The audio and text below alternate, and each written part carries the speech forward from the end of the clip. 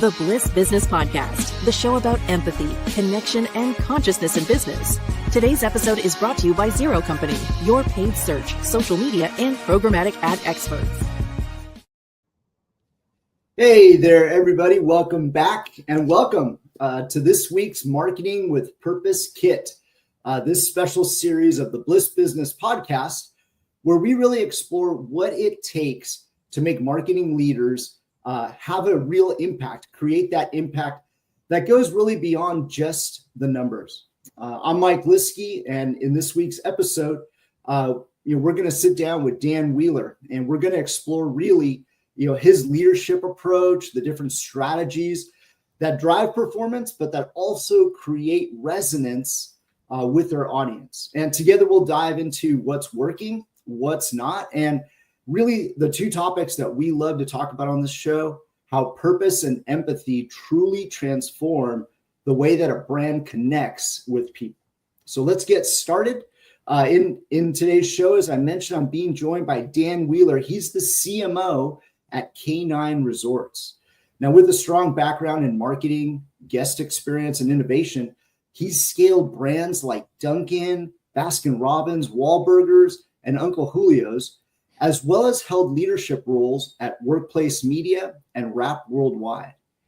Dan's also a club CMO member on InnoLeads, their advisory board, and he enjoys cooking, fitness, the outdoor adventures with his wife, 4 children, and their 2 rescue dogs, Roscoe and Pepper. So we're going to explore today on this show really about customer connection in this data-driven world that we're living in. So I'm so excited really to dive in. Dan, welcome to our show today. Well, thanks for the kind introduction. It's almost like my mom wrote it. I've been looking forward to meeting with you. So this is I'm really appreciative of being on the pod today. Absolutely. And we know you've got some amazing franchise experience and insights to share with our audience. So Dan, really before we sort of dive into our whole topic today, I wanted to sort of hear, why was the topic of customer connection in this data-driven world the topic that you chose to explore with us today? Like what makes it so important right now? Well, I first of all, marketing with purpose in general is something that really weaves throughout my DNA. So I've been really looking forward to talking about that broader topic as well. But the specific topic around human connections in a data-driven world that's something that marketers are constantly dealing with. In today's day and age, data's never been more available, and it's also pretty overwhelming too at the same time. If you think about it, you can measure just about everything, so that doesn't always help us understand our customers better just because there's data available. What matters most is, as many people say, using that data to create more human experiences, not to replace human experiences. So, here, at K9 Resorts, we're constantly talking about the emotional side of trust. If you think about it, what we're all about is dog parents literally handing over a member of their family to us, right? So that human connection, that emotional connection is really, really important. If we don't connect on that level, all the dashboards in the world aren't gonna help us. Data might give us the kind of the clarity, but it's really, to use your word, the empathy is where we get the most meaningful connection with our customers, especially given how important of a role we play in the lives of them and their beloved pets. Absolutely, right. That's absolute music to my ears, and I love hitting on that point because with so much data and all this activity, that connection could really get lost, right? We would pretend to lose our focus. So that's such a strong point. Right. Now we know, right, as well as CMOs, that oftentimes we're pulled between these like short-term campaign results or having to hit quarterly results. Yep. And my CMO's right next door. Right. I know, they're like just whispering to us in our ears. And then we've got the long-term brand building that we want to do, right? Because we're trying to build a long-term organization. So how do you, for example, ensure that marketing stays aligned, with the company's growth goals? But at the same time, where do you find, perhaps like the biggest points of friction in trying to make that happen, due to, quarterly goals or short-term goals? Well, I mean, I think it's a really good question, and it's definitely something we deal with on a regular basis as marketers. And I've had it throughout my career, and it's definitely true here too. But I really, really value my relationship with our CFO here at K9 and throughout my career with the CFOs that I've worked with, because when you are aligned, with the financial planning and accounting folks, you're going to be able to go to great places. But there's still that kind of tug of war, right? That always happens around short-term results, long-term brand building. And I think one of the best ways to get through it anyway is you just be crystal clear about what growth actually means for your brand, Right. And if you have alignment across the enterprise, or at least across leadership, on what growth means for your brand, then you can really do great things together. So for us, growth isn't just about opening more locations. That's definitely part of it, but it's not just about that. It's also about deepening, loyalty and word of mouth among customers we already have. So I like to say we do both sprints and marathons. Okay. Yeah. Sprints are where our performance marketing drives leads and bookings today for our franchisees. And the marathon is, where our brand storytelling comes in to make sure that we're building trust and relationships for tomorrow. Yeah. So I think the friction usually comes in when either, our teams or maybe even our franchisees, they're under pressure for immediate results, right? And that's why I've always found that when you can really reinforce how much brand strength can actually fuel performance, not in spite of that, the conversation kind of shifts from either or. Should we do, short term, or should we do long term? Should we do long term brand building, or should we do short term performance marketing? Instead of it becoming either or, it's more about let's do both. Right. I would say, and it really, I mean, and that really is, the secret to success, right? You've got to be able to lean into both sides of that, the short term, results driven, and the long term brand building. I was just talking to somebody the other day about this. So a great example of this is, guests don't typically book directly, at least from us, from a social ad, right? Right. They may be perusing their feed or what have you. They may be engaged in dog-related content, but they don't necessarily book a boarding night or a daycare from us directly from a social ad. But that doesn't mean we shouldn't show up in the person's social feed just because they don't book directly from there, because you have to be where the customer is and be there and, engaged with them throughout their whole journey. So true. All of our time focusing on the bottom end of the funnel, then we just dump all of our money into search, paid search ads. And, we would have nowhere near the level of relationships and connection that we have with our customers today. Yeah. Wow. There is a lot to unpack there for sure. I love, that point that you talk about with, not necessarily being on social, because what we're seeing from consumers today is, they are streaming. They're also socializing on social. Then it seems like they go to search, right, to really find, and then they go to shop or direct. And so you're absolutely right? Having a presence across all those. So many good points there, too. Because also, what's the use of, your earlier point of opening locations when they maybe just close down in a year, right? That having that as a metric, I would say, is, probably like a good indicator, right? Like lifetime value of the location. So and also thinking about the whole decision-making funnel. Or, I mean, the reality is, I think that the customer funnel is an outdated concept, to be honest with you, Mike. I think it's kind of,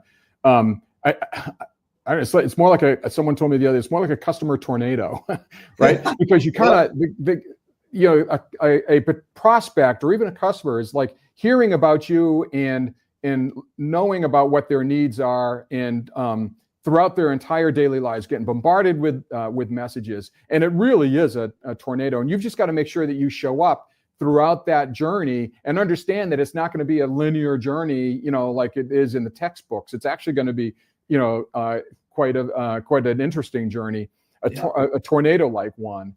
And if you think about it that way, then it really helps you understand why you need both long-term brand building to make sure you're telling your story, engaging with the customer, but also have the opportunities for them to to book when the time is to book, and make sure that you're showing up, at that point of need. That makes a ton of sense. In fact, on my LinkedIn feed, I'll post later, Boston Consulting Group just came out with this great report about just your point there on, it's not a funnel at all, but really it bounces around. I'll have to read it. I like it. Yeah. I'll share it with you after the show. So maybe changing over to go-to-market in the franchise world, you've got a lot of teams that you need to communicate with and be consistent with. So I'm really curious, when you're launching, say, a new product, a new service, or an entry right into a new market with a new location, what's been your most effective way to align with sales, with the service side, with customer success teams? And where does that alignment, tend to break down sometimes? Great way to think about it is we're constantly launching new products and new services because we truly believe that our responsibility as a leader in this space, we're definitely the leader in luxury pet care, is that, the challenge of leadership is that you've constantly got to be continuing to raise the bar on what luxury pet care means, because guest expectations are changing, competitors are going to school on you and learning from you. And so you need to continually be raising the bar. So we are constantly launching new products and opening into new markets. And I think the key to making sure that everybody's aligned as we go to market is to understand the story we're telling and the customer that we're serving. So at K9, when we enter a new market, say we're going to be opening up in Brooklyn soon, are going to be our first real true urban location. And so we have to start by aligning around that urban local pet parent. Who are they? What do they care about? What are the problems that we're solving for them? And is quite different actually from pet parents throughout, in a more suburban environment or what have you. So, these are people that work hard all day. They've got limited space where they live, and they really worry about their pups and the kind of care that they're getting while they're at work or on vacation. So as long as our teams have a common understanding of who that guest is and the need that we're solving for, then we have the clarity that sales and ops and marketing can work in lockstep. So I found that it's the alignment breaks down when teams focus on their own metrics instead of the shared outcome. And our shared outcome is all around the consumer need and who the consumer is, right? So the voice of the consumer is what rules, right? Yeah. So, and if we think about what is success going to look like for that customer, so at K9, that success for that customer is a dog that's pulling their owner into K9 because they can't wait to see their friends, right? And then when they're picked up after work or at the end of their vacation, they're beat tired because they had a blast all day. Right. That is exactly what that pet parent is looking for, right? Because it gives them the trust that they know that their dog was enjoying themselves. They're pulling them into the resort, and they know that when they get home from a busy day at work, they don't have to worry about taking them on a 3-mile walk because all they want to do is sleep on the couch next to their side. And that's what we do for them, And so if we can have the entire team rallying around making that happen, then we do great things. Yeah, absolutely. Without a customer, we don't have a company. Absolutely. Yeah, exactly. So that's a beautiful, point. And I think, hopefully that, doesn't get lost. Certainly the most successful companies are very mindful of that. So now maybe switching over to the thought around customer insights, right? And those customer insights, which you sort of almost were kind of talking to just now, driving the strategy. I'm really curious if maybe you can share a specific example, share a time that maybe there was some customer feedback or some behavioral data, qualitatively that maybe you got that completely perhaps shifted the direction of, some of your marketing, and maybe what that taught you about, not being just sort of analytics or financially driven, but, being driven as well by, that customer insight. Yeah. No, I absolutely have a bunch of examples of that. The one that's, happened relatively early on in my time here at K9. I've always prided myself in being a good listener and observer of people. Right. Yeah. And so, I definitely have a left side and a right side of my brain that are working simultaneously. But I think some of the best marketers are ones that can just listen well and observe what people are saying, what they're not saying, right? And just kind of understand what they're feeling. And I remember that, when I started at K9, I actually spent 2 weeks in the resorts learning the entire operation, from a pet care technician to the customer service rep to general management, et cetera. So I want to make sure I fully understood the service that we were providing, and spent a lot of time, obviously, with pets and their pet parents. And I remember there were first-time customers that were coming in were really, really nervous about leaving their dog, even though they loved the idea of luxury dog boarding for sure, but they were still really, really nervous. And I saw that insight, and it really kind of reshaped for me how I thought about our messaging. So instead of our messaging being around just our features or our amenities, we really started to lean into, that whole concept we were talking about earlier, emotional resonance, right? So instead of talking about, we have the cleanest facilities around, for example, which we do by far, incidentally. Instead of leaning really heavily into what type of cleaners we use and what our HVAC system is, all those kind of details, we talk about how that cleanliness actually just ensures that your best friend is going to be healthy when they stay with us. That's where the emotional connection is. It's not about what kind of cleaners do you use. It's about, is my dog going to be healthy? And when I have confidence and trust they're going to be healthy, I have a really I have a much stronger relationship with you. It's another example is with our training with our staff. We have industry leading staff training at K9 Resorts. Cornell, vet approved, et cetera. But it's not just the credentials of our training. It's knowing that as a result of all that training, our experts are going to go above and beyond to make sure that your dog is loved, right? And that word loved is the most important thing. Just like the healthy part of we're clean, so your dogs are healthy. We have expert staff, so you can make sure your dogs are loved. And so that shift in how we talk about ourselves has definitely driven a lift in our business. And it also taught me that, you can get some insight just by listening or observing customers, not just by, digging into the spreadsheets of data. What a great way, I think, to be able to present yourself as a brand that is a partner, right, with your customer, not just somebody who's on the other side of the table, but really you're on the same side looking at the health of, their pet that they care for so much, We essentially say that, our promise, our brand promise is essentially, we are going to be the cleanest facility. And if you want to know the details around that, we can tell you, but that means your dog's going to be healthy. We have an experience like none other, a luxury experience like none other. So you can ensure that your dogs are going to be happy. And we have world-class training, so you can make sure that your dogs are going to be loved by pet care experts. So healthy, happy, and loved. Those are 3 words that everybody wants to hear about their pet, right? You're absolutely right about that. We're going to have you on our Bliss Business Podcast show, because we love to talk about love really in that segment, and the role that love should play in business. So now maybe turning over to a different topic, right? Marketing should really be viewed as a revenue engine, right? Not as a cost center. And sometimes it gets, put in that spot. So, some organizations still see marketing as a cost center. And I'm curious, for our audience that might be struggling with this point, what have you found to be the most effective way to sort of shift that perception? And what barriers, did you perhaps run into when trying to make that effort of marketing being directly related to revenue? Well, that's everything, really. The reality is, so we very much know that we own the revenue side of our business engine. So if we aren't feeding the funnel for franchisees and building relationships with customers and prospects, then they're not successful. And if our franchisees aren't successful, then we're not successful. It's just the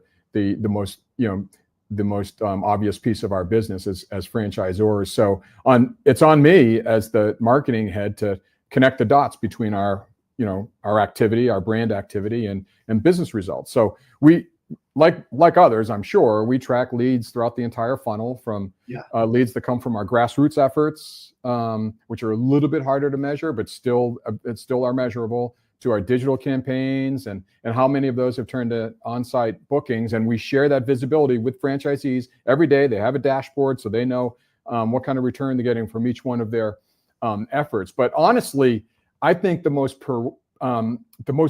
persuasive proof of is when they actually feel the impact, not just when they see it in a dashboard. And that, what I mean by that is when they see like a first-time customer walking in, because that's someone they met at the adoption event that they were sponsoring that we told them to go to. That's when it clicks for franchisees. And I think that's a big part of our, how marketers can kind of change that narrative from marketing as a cost center to marketing is actually an investment in relationship building. And so when they can actually see those relationships walk in the door as human beings and with their pets, then they understand, that it's actually working. Yeah. Yeah, that's such a good point, right? Because you could stare at a dashboard all day long and not really come to a very strong conclusion. But yeah, just a single visit like that or an interaction could absolutely turn the perception around pretty quickly. Now, this is actually a really good segue into our next topic, because we talked about data earlier, but then now there's all these systems, right? And being able to sort of track that. So I'm kind of curious from your perspective, what's been one of the biggest challenges in getting, that CRM, the lead management, even the sales tools to all kind of work in harmony to be able to show the impact of a campaign per se? Oh yeah, it's a great question. I mean, because the reality is we have all kinds of tools, and the challenge is that oftentimes they don't talk to each other as well as people might think they do, and they should. So we've here at K9, we've focused a lot, especially in my first year here, on laying a really solid and integrated digital foundation. And no, we're not fully there yet. But it's definitely helped simplify workflows and clean up the data and have automation. So that way franchisees can, they've got a business to run. So that, they can't be working in different business silos and trying to put this all together themselves. That's on us to make sure that they have the marketing tech stack that can lead them where they need to go. And so we have some work to do there, but without question, the biggest challenge in my mind is having a tech stack that's siloed rather than integrated. And so I think we've come a long way for sure and built some really strong integrated systems. And we're just starting to generate the benefit from that with faster follow-ups and higher conversion rates and, just better customer experiences in general. But as I said before, I think the key is to use technology to make things feel more personal and not more robotic, right? So, I mean, it's not there to replace human connection. It's there to inform and improve your human connection. And that's our goal with our marketing technology here at K9. Yeah. And enhance it, right? That's such a good, for sure. And sometimes, marketers, I've heard them say, when we talk about this is, we want it to result in simple. And simple is a good answer, but you're absolutely true. What you're trying to do through that technology is garner further trust, right? That things are working. And to your point, I'm so glad that you said that, right? Because it's really about them being able to know what is going on and as you said, be able to further foster the connection with them. I think the reality is everybody wants it to be simple for sure, and that's absolutely what we're driving for. Simple is hard. Because you got to make sure you've selected the right tools. You got to make sure that they talk to each other correctly. You got to make sure that the workflows are all solid, and so we want it to be simple for sure. I mean, our franchisees, some of them are smart marketers. Some of them come from a totally different background, and they just want a tool that that they can rely on. And so the simpler the better. But the point is, it's not easy to make things simple. That's the irony of a paradox. Yeah, exactly. Yeah, precisely. And it's so nice to hear, right, that K9 Resorts has that kind of a system for like a future franchisee, to be able to, leverage, the power of having a simple system like that. So that's definitely a job well done. So, here's a topic that, we love to talk about consistently in our agency work and even here on the podcast. So when you really think about the role that marketing plays in a company's future, how do you feel about the role of purpose and empathy in helping to create those genuine, really resonant connections with your audience? Well, I mean, we talked about that quite a bit so far, but what I can say is that purpose and empathy are everything. A big part of the reason why I was glad to be invited onto this podcast. And the reality is, I mean, so we're in the dog business, and dogs just have this incredible way of reminding you about what a pure connection looks like, right? There's no agenda, there's no filters, you know what I mean? So thankfully, because that's the core of our business, that's built into K9's DNA. Yeah. I mean, our is like no filters, no agenda. Empathy is what leads to a fantastic, pure emotional connection. So again, like I said earlier, our purpose is to raise the standard of pet care for dogs everywhere.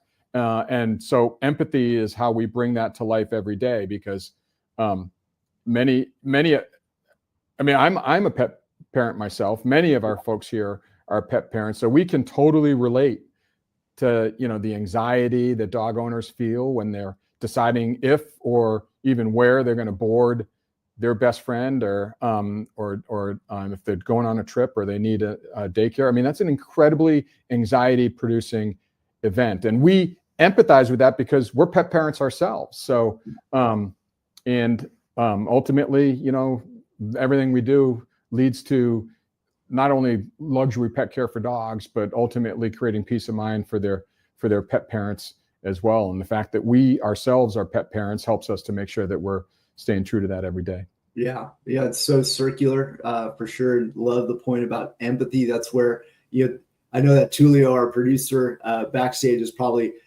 championing that whole thought of like design thinking principles, right? It starts with empathy, and you're able to have that empathy as well because of who all of you are within the organization. So, Dan, you really want to thank you today for joining us on this series of the Bliss Business Podcast, Marketing with Purpose Kit. I hope that today's conversation really sparked new ideas for how you can align strategy, execution, and purpose in your own work that you're doing today. And if you found real value in this discussion, of course, we would like you to subscribe, obviously, to future episodes, share it with your community and your colleagues, and then as well join the conversation. And remember, right, that great marketing doesn't just sell, it really serves. And so we look forward to seeing you on our next episode.